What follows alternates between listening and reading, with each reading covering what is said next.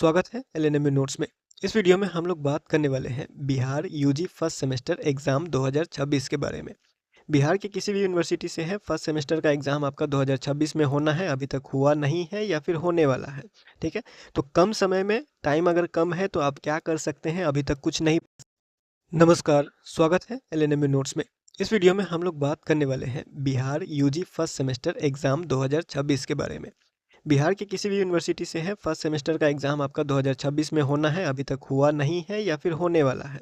ठीक है, तो कम समय में, टाइम अगर कम है तो आप क्या कर सकते हैं, अभी तक कुछ नहीं पढ़ा है तो ऑनलाइन सारा कुछ का जो यूज़ करके आप कैसे फ्री में तैयारी कर सकते हैं और एग्ज़ाम में पास होने लायक आप जो है वो तैयारी आपका हो जाएगा, चाहे बीए है, बीएससी है या फिर बीकॉम है। ठीक है, तो कुछ पॉइंट है जिसको डिस्कस कर लेते हैं, क्लियर कर लेते हैं, उसके बाद आप अपने हिसाब से जो है वो जैसे भी आपको सुविधा हो तैयारी कर सकते हैं।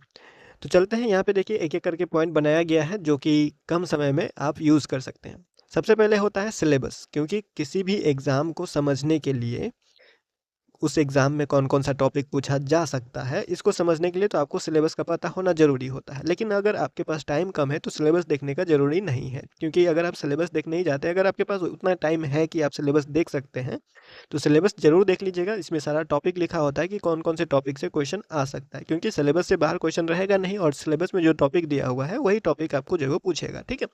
तो टाइम कम है तो सिलेबस मत देखिए, कोई ज़रूरी नहीं है। दूसरा पॉइंट हमारे पास आता है क्वेश्चन पेपर, जो कि पिछले साल का, यानी कि अभी अब 2026 में एग्ज़ाम दे रहे हैं। एग्ज़ाम आपका जो है वो 2025 सेशन वाला ही है, यानी जे सेशन वाला ही है, यानी जे सेशन आपका 2025 से 29 वाला सेशन है। अगर आप 2026 से 30 वाला सेशन के लिए देख रहे हैं तो आपके पास जो है वो 4 साल रहेगा। ठीक है? और 25 में देख रहे हैं तो आपके पास 3 साल, यानी कि कहने का क्या मतलब है कि बिहार में जो 2023 में लागू हुआ था 4 साल वाला ग्रेजुएशन, बीए, बीएससी, बीकॉम जो 4 साल का ग्रेजुएशन है, वो 2023 में लागू हुआ था। तो पहला क्वेश्चन पेपर 2023 में बना, दूसरा क्वेश्चन पेपर 2024 में बना। ठीक है? अब तीसरा क्वेश्चन पेपर जो 2025 में बनने वाला है, जिस सेशन का आप एग्ज़ाम देने वाले हैं। तो अगर आप 25 सेशन वाले हैं तो आपके पास पीछे का 2 क्वेश्चन पेपर हो सकता है, और अगर आप 26 वाले हैं तो पीछे का 3 क्वेश्चन पेपर हो सकता है। ठीक है, तो आपको करना क्या है, पिछले साल का क्वेश्चन पेपर यानी कि 2024 का क्वेश्चन पेपर या 2023 का क्वेश्चन पेपर, ठीक है, इन दोनों साल में से किसी भी क्वेश्चन पेपर को अगर आप ढूंढ पाते हैं, ढूंढना कैसे है, फ्री में, तो आपको बस अपना क्वेश्चन पेपर जो है वो गूगल पे टाइप कर देना है, या फिर आपका जो है वो यूट्यूब पे टाइप कर लीजिएगा, जिसके द्वारा भी, जहाँ पे भी किसी भी चैनल पे अपलोड किया हुआ है या फिर किसी भी वेबसाइट पे अपलोड आपको मिल जाता है, कोई भी वेबसाइट, बस आपको अपना क्वेश्चन पेपर से मतलब है, कोई यूट्यूब चैनल हो, कोई जो है वो वेबसाइट हो, बस आपको अपना क्वेश्चन पेपर ढूंढना है। ठीक है, ढूंढना कैसे, तो गूगल पे जाके या फिर यूट्यूब पे जाके आप डायरेक्ट सर्च कीजिएगा, जैसे आपका बीए है या फिर बीएससी है या फिर बीकॉम है, कुछ भी है, आप अपना सब्जेक्ट, जिस सब्जेक्ट का भी आपको क्वेश्चन पेपर चाहिए, अब मान लीजिए जैसे कि किसी का एमजेसी हिस्ट्री है। ठीक है, एमजेसी हिस्ट्री हो गया, तो एमजेसी हिस्ट्री के लिए आप क्वेश्चन पेपर सर्च करना है, कैसे करेंगे, 2023 का या फिर 2024 का, ये आपको नहीं लगाना है 2023 या फिर 2024 के, क्योंकि अगर आपको पहली बार आप क्वेश्चन ढूंढ रहे हैं तो दोनों साल में से कोई भी क्वेश्चन पेपर मिल जाएगा, वही काफ़ी है। अगर एक साल का, मान लीजिए 2023 का आपके पास है या फिर आपको मिल गया है, तब जाके आपको सर्च में लगाइएगा 2024। अगर 2024 का पहले मिल गया तो बाद में जब सर्च कीजिएगा तो 2023 लगा के सर्च कीजिएगा। ठीक है, जैसे कि एमजेसी का कोई, अगर आप सब्जेक्ट का सर्च कर रहे हैं तो आप लिख सकते हैं जैसे कि एमजेसी किसी भी यूनिवर्सिटी का है। अब ज़रूरी नहीं है कि आपको, जैसे कि बिहार यूनिवर्सिटी का कोई स्टूडेंट है, बीआरएबीयू मुजफ्फरपुर का, ठीक है, क्योंकि उसका 15 तारीख से एग्ज़ाम स्टार्ट हो रहा है, तो कोई बिहार यूनिवर्सिटी का स्टूडेंट हो गया, या फिर एलएनएमयू का जिसका एग्ज़ाम अभी बाकी है, ललित नारायण मिथिला यूनिवर्सिटी दरभंगा, या फिर किसी भी यूनिवर्सिटी का,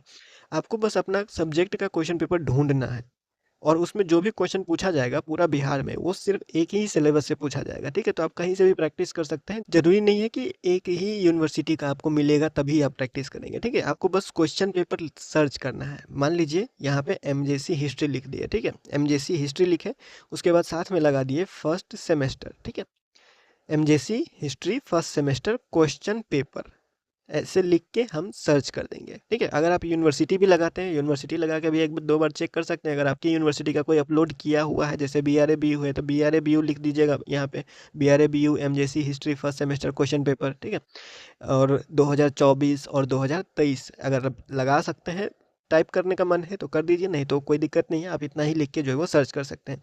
सर्च करने के बाद जो भी यूट्यूब चैनल या फिर गूगल पे सर्च करें तो जो भी आपको वेबसाइट मिल रहा है उस पे जाके आप चेक कर लीजिएगा। यूट्यूब पे भी सर्च कर सकते हैं, यूट्यूब पे सर्च कीजिएगा तो बहुत सारा वीडियो आएगा। कोई भी वीडियो जो आपको सिर्फ क्वेश्चन पेपर दिखा रहा होगा, टाइम पास नहीं कर रहा होगा, जो क्वेश्चन पेपर दिखा रहा होगा उसका वीडियो जो है वो ओपन करके देख के उसका स्क्रीनशॉट ले लीजिए। जो क्वेश्चन पूछा गया है ऑब्जेक्टिव को छोड़ दीजिए, उसमें ऑब्जेक्टिव का जो है वो स्क्रीनशॉट नहीं लेना है, ऑब्जेक्टिव को नहीं पढ़ना है, ठीक है। जो शॉर्ट क्वेश्चन 5 नंबर वाला पूछा हुआ है और जो 10 नंबर वाला क्वेश्चन पूछा हुआ है, ठीक है, इन्हीं दोनों का आपको स्क्रीनशॉट ले लेना है, ठीक है।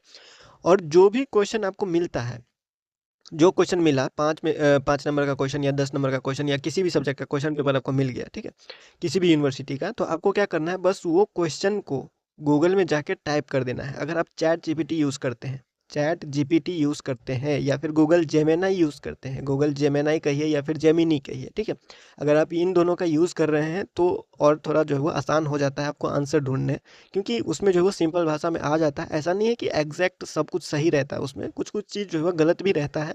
अगर आप नहीं पढ़े हुए हैं किताब तो आपको पता नहीं चलेगा, या फिर आपको उस चीज़ के बारे में जानकारी नहीं है तो आपको पता नहीं चलेगा, ठीक है।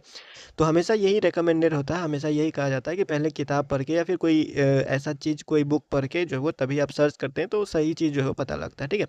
तो खैर आपके पास टाइम तो है नहीं, तो आपको करना क्या है, बस बिल्कुल नहीं, गलती भी हो गया तो उसको काटना नहीं है। एक लाइन से अगर काटना चाहते हैं ऐसे तो काट दीजिएगा, लेकिन और इसके अलावा कोई हथकंडा नहीं अपनाना है कि पूरा हटा ही देना है वहाँ से, ऐसा नहीं करना, ठीक है।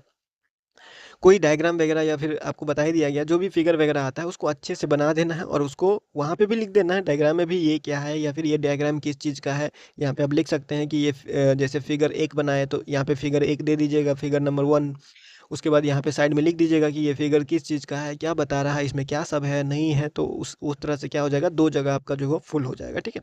और फिगर या फिर डायग्राम जब बना रहे हैं कि कोशिश करते हैं तो आप 5 नंबर वाला 4 क्वेश्चन बनाकर ही आना है। चाहे 1 साल का कोई ले लीजिएगा,